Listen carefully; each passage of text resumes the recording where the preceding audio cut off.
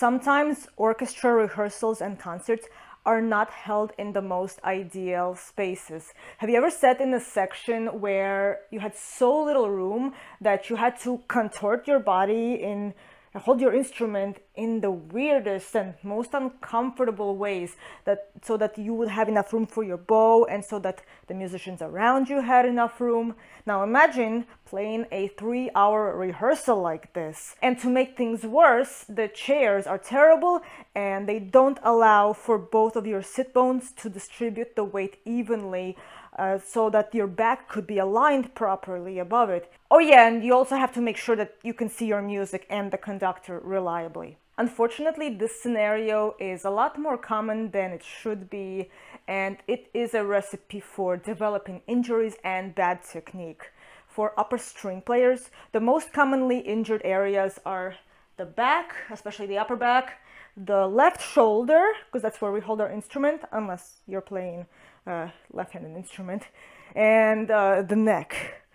This is especially prevalent for violinists and violists who play sitting down for many hours at a time.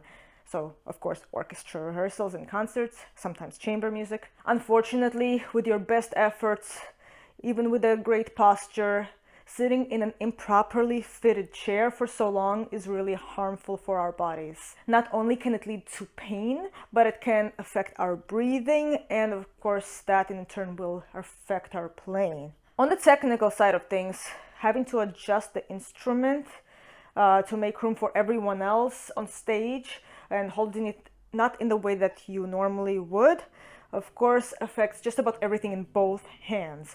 So, for example, if you have to hold the instrument more in front of you than normal, then the left arm, the left elbow has to come around more, which means the shoulder will be more rounded than usual. This not only creates tightness, but immediately it's going to change how shifting feels. In addition, changing the instrument angle like this means the bow angle needs to change too in order to be more or less parallel to the bridge. And if we do not adjust the bow angle, then of course the sound quality is going to suffer. Now, perhaps the instrument angle for you is not so much an issue, but maybe you have to move your scroll up or down. Often in orchestra, a lot of folks hold their scrolls a little lower than normal so that they can see the music a little better, but also to make sure that we do not obstruct our stand partner's view of the music, especially if we are the outside player in the violin section, for instance. If you have to move your scroll down, does your neck also come forward and lean down with the instrument? Because if it does,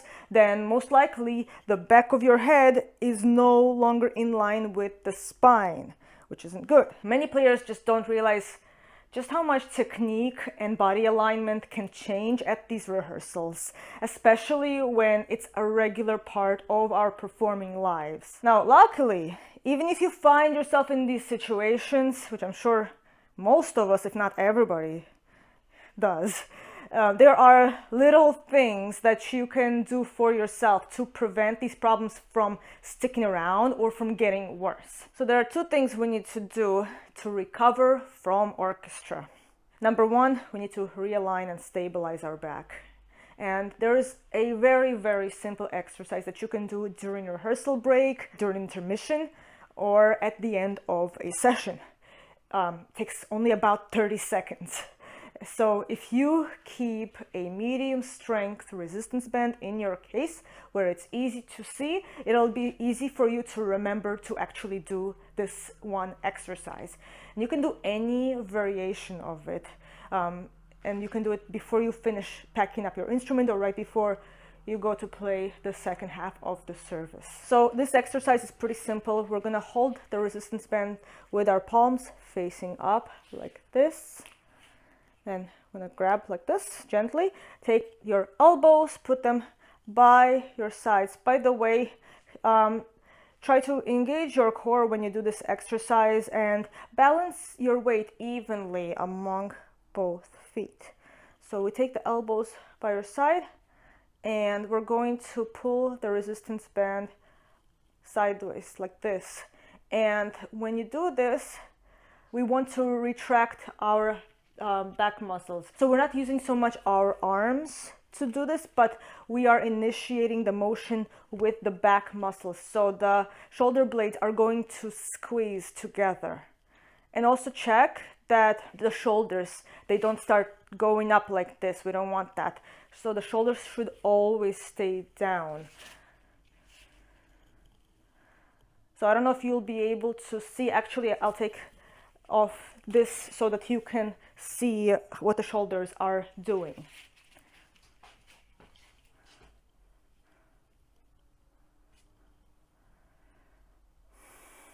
And breathe. So you can inhale on the starting position and exhale as you pull the resistance band apart.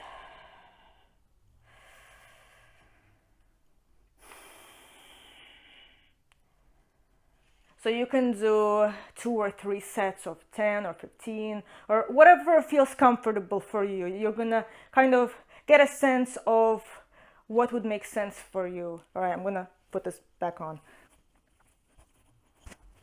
Now, of course, there are a ton of variations of this, and actually I'm going to put in the description of this video 2 more variations of this, as demonstrated by Angela McCuston, the CEO of Music Strong.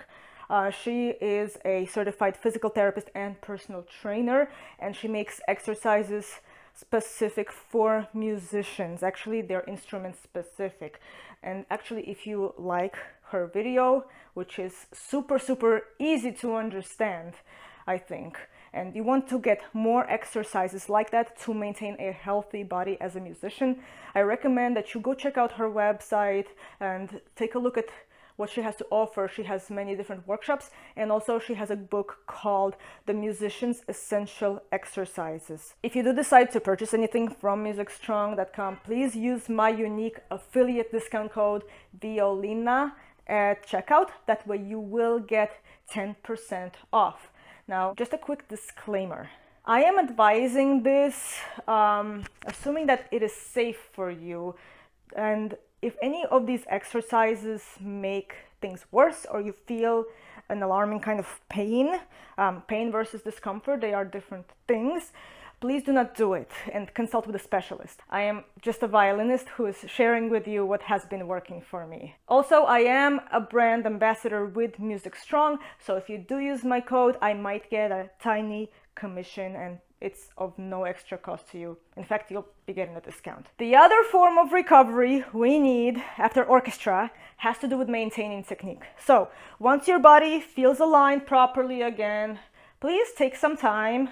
If you can, please take some time to play slow scales and arpeggios, preferably with a drone. And while you're doing so, do pay attention again. Pay attention to your posture, your breath, and release in the shoulders. For example, if we work out at the gym, we do warm up, the workout, and then we do a cool down. So this is very similar. We want to cool down after rehearsals. Of course, it doesn't have to be right away. You can do it once you get home, or even the next morning if it's really late. Remember that the sound quality and the tuning of the larger ensemble, even if this is a really good orchestra and they play in tune with a beautiful sound, even then, all the different harmonic qualities and all the timbres of the different instruments, they can slightly alter our sense of intonation.